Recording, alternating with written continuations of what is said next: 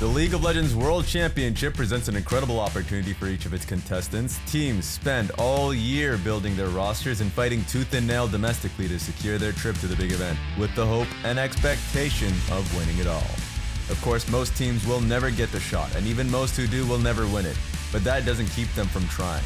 This year, the World Championship is even more enticing than usual for teams in the LCS. That's because for the first time in 6 years, Worlds will be held in North America, spanning 4 cities in both Mexico and the United States of America. This is the year where the 3 LCS representatives have even more to gain and more to lose. The only problem is, historically the LCS has struggled at the capstone event.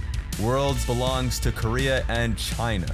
These 2 regions have been dominant throughout the years, but the good news is that North America has had their moments of glory in the past. Showing when they believe in themselves, when they make the plays, they can also win games against the Korean team. There are proven ways they can take down even the toughest opponents, and with Worlds on home turf this year, there's no time like the present to repeat that success. But if they are going to, they'll have to study up on what's worked in the past. Let's see how they can do it. He gets one! Stixay shuts him down! It's a quadra kill for America! Cloud9, they won even faster!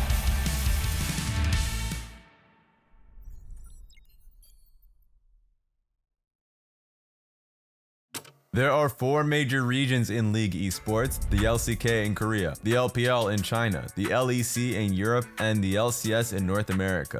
As we mentioned, the LCK and the LPL have the lion's share of world trophies. But Europe has won and has reached semis and finals consistently, marking them as the 3rd best regions at Worlds historically.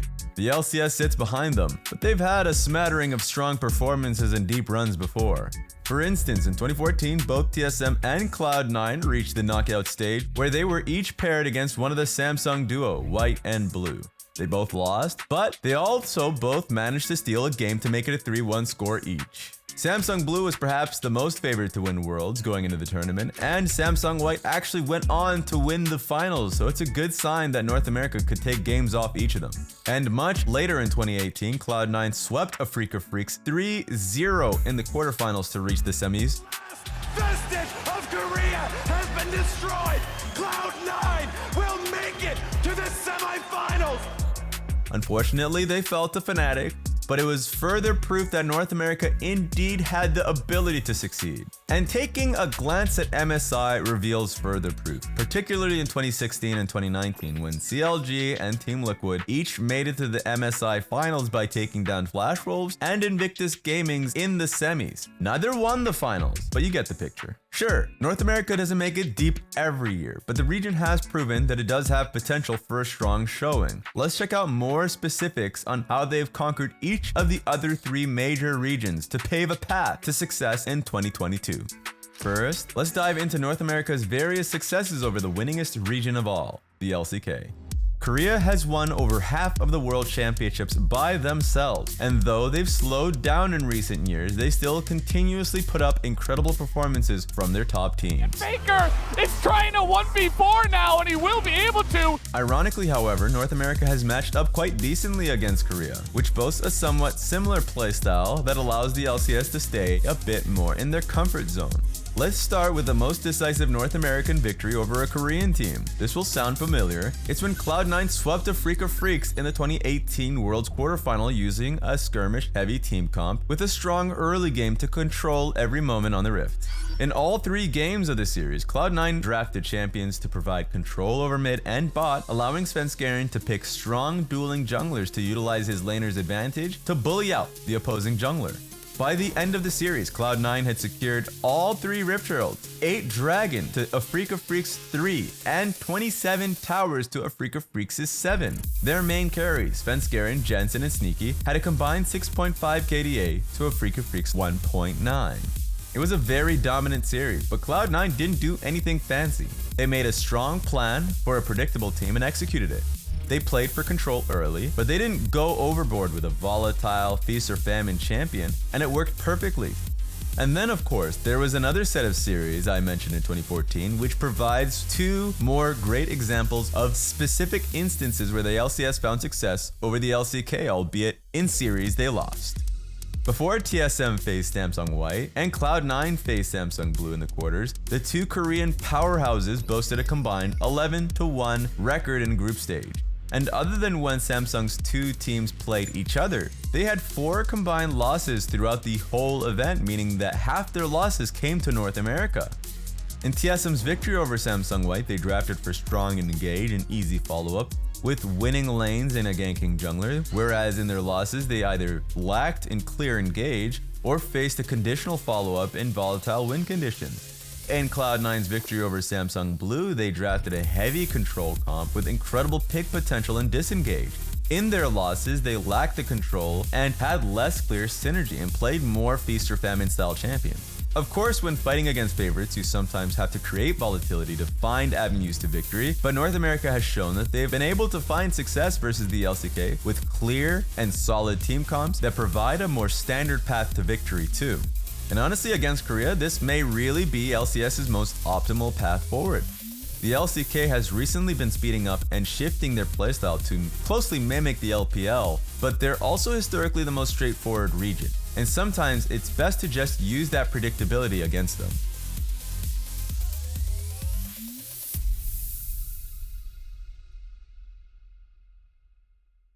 Now let's break down North America's wins over China, the second strongest region historically, which boasts 6 of the last 8 trophies between MSI and Worlds. We'll start with MSI 2019, which could have been the region's 7th trophy until Invictus Gaming was thwarted by Team Liquid in the 2019 MSI semifinals. Invictus Gaming had just come off a dominant Worlds victory in a 9-1 group stage at MSI, and conversations about them laying a foundations for a new league dynasty began to buzz. But Liquid stopped them in their tracks with one of the most surprising upsets of all time. We're gonna maybe find this fight. Xfinity gonna be put to sleep, but Jackie's gonna be put on the ground. Double goes legendary. Ladies and gentlemen, Team Liquid will do it. Haters, be silent.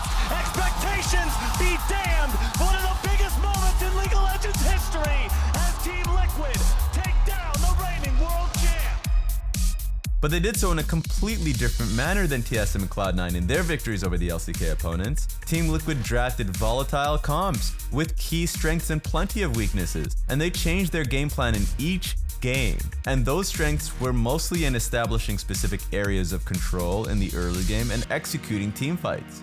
But they also played champions that thrived in chaos, something Invictus was prone to creating. Liquid played into their opponent's typical style and increased the chances for success. Each of the 5 members played at least 3 different champions across 4 games, and each team comp had marked differences. The mainstay, however, was that in each of their wins, they had incredible engage and teamfight power. They just executed it the same principle in different ways. Of course, that strategy would never guarantee a win, but finding comps that could excel in mid-game skirmishes in Snowball is definitely a must when playing against LPL teams. Speaking of snowbally comps, that's just what Cloud9 played in their 2021 MSI game against RNG in the Rumble stage. Cloud9 have been having an uncharacteristically rough event, but found success against their eventual tournament winners by drafting purely for mid-game skirmishes and objective fights.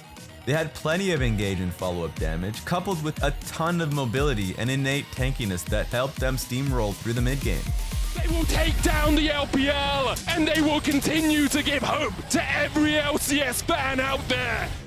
At the end of the game, the KDAs all matched the need of the role, with the engagers sharing 6 deaths between them, while the carries only had 1 death combined. Despite the struggles, Cloud9 took down the best team in the world by drafting a solid comp that perfectly matched the opponent's playstyle. Unlike their wins over Korea, they went with more volatility against the LPL, and it paid off. Killer Instinct collects the combo! Cloud9 also did that against RNG in Worlds 2018 group stage, where they picked a comp with very strong zone control and dive potential with several go buttons to punish RNG's willingness to fight over everything. Cloud9 had a Shen for bailout and a Sivir to rush down the enemy team. Every move they made, Cloud9 had a tool to respond. Uzi's gone as well, the clip is empty! And what about Europe, our cousins across the pond? Well, ironically, North America has had a pretty tough time against them, sometimes even more than Korea and China. Maybe there's a mental block, or maybe there's just a bad regional playstyle matchup. And maybe all of the European imports have really just been agents all along. Whatever the reason, North America truly does struggle when facing Europe. But there are, of course, still plenty of examples of North America's success over their former LCS counterparts. For instance, in 2014, here that just keeps popping up, 2 North American teams advanced out of groups while none of the European teams advanced. Their final head-to-head record may have just been 3-3 that year, but it still counts for something. Well, let's fast forward back to 2018 again and zoom in on Cloud9 over Vitality in the group stage. Cloud9 was the LCS's 3rd seed, whereas Vitality was the European 2nd seed, but Cloud9 snagged a 2-0 over them to set up the eventual historic run. Their first win was a 50-minute banger where Cloud9 had 3 hard-engaged tanks with 2 solid carries to set them up for the late-game teamfights, as well as making it incredibly difficult for Vitality to contest objectives. Then in their rematch, Cloud9 pulled out a bunch of pocket picks, utilizing the best-of-1 format to surprise their opponents and gain the edge that way. But of course, the comp wasn't meaningless. They crafted a heavy dive comp and retained safety with Shen, Zilean, and Xayah ults. Their mid-game map rotations and ability to stall out throughout tough situations were unmatched. In their losses to Fnatic later in the semis, Cloud9 played more to counter their opponents, putting Jensen on Lissandra in all 3 games. They changed their typical style with it, left themselves with few avenues to victory, a strikingly different direction and result compared to the wins over Vitality and Afrika Freaks that year. Then, in 2020, Team Liquid gate-kept Mad Lions out of World Group Stage by defeating them in the play-ins. You'll notice a theme here, but Liquid drafted incredible engaged champs that have a very clear teamfight goal and win con. However, a key difference in this draft is that it actually had much rougher lanes than in some of the other ones we've studied so far. Liquid had 2 losing lanes, a slower jungler, and they likely would have been steamrolled had they played this into a strong LPL team. But against a weaker European team, they were able to weather the storm in the early game and come out with incredible team fights in that composition. And lastly, we have CLG's 2016 MSI performance, where they found themselves a 2-0 victory over G2 in the group stage, before they eventually went on to lose to T1 in the finals. In both of their matches, CLG picked a strong weak side top lane tank with a pushing bot lane. They then focused jungle attention on helping utilize their bot lane's power to snowball a lead in the mid game. But perhaps more than anything, Darshan showed up to assist CLG's strong side way more effectively than G2. And he finished in their 2 games with a combined 18 kills and assists and 0 deaths. Xmithie was right behind him too, working in tandem with his tanky friend, ending with a 20 KDA himself. Their drafts had a clear strategy that focused on easily executable win conditions, and they played to it. In many of North America's losses to Europe, they either failed to draft a team that had clear paths to victory, or they failed to actually follow through with their game plan. They'll play single threat comps without enough setup, or they'll draft 3 losing lanes and slowly bleed out. But North America has proven that they can match Europe when they play smart standard League of Legends. They don't necessarily need to introduce extra volatility like they do against the LPL. The last time Worlds happened in North America, the LCS didn't have such a hot time. That said, there are some learnings they can take to ensure a stronger performance this time around to make the absolute most of their home field advantage. In 2016, North America's big 3 qualified for the event: TSM, Cloud9, and CounterLogic Gaming, along with most of the other quintessential organizations across the globe like T1, RNG, G2 Esports, Flashroll, Samsung Galaxy, EDG, and yeah, you get it.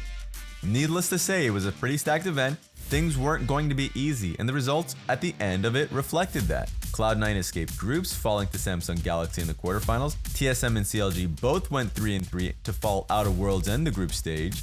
And while Worlds in 2022 will be just as difficult, they have a chance to not only take advantage of this great opportunity of Worlds being in their backyard, but also to have the best year in this region's history. Worlds 2014 showed how North America can take down some of the best Korean teams to ever exist, with very clear team comps centered around stable lanes and with one strong point and easy follow-up, and they further proved that in 2018. They're done! Cloud9 knocked out RNG! And in those same 2 years that keep popping up, they also proved that they could outperform the LEC. They showed that with sticking to what they know, they can match their European counterparts. And finally, though the LPL has been running rampant on the Rift for the past 4 years, North America has had a handful of serious upset victories over the region when they embrace the chaos and accept that things are going to get a little bit bloody. It seems that every 4 years, North America overperforms. In 2014, we got 2 teams into knockouts. In 2018, we got a team to semis. So 2022, third time's the charm. And that means 2022 is destined to be the next strong showing for the region. This is the golden year for the LCS at World. It's on our home turf, and it's the 4-year cycle. And if they're to find that success, they'll have to study up on what's worked for them in the past. Let's see how they can do it.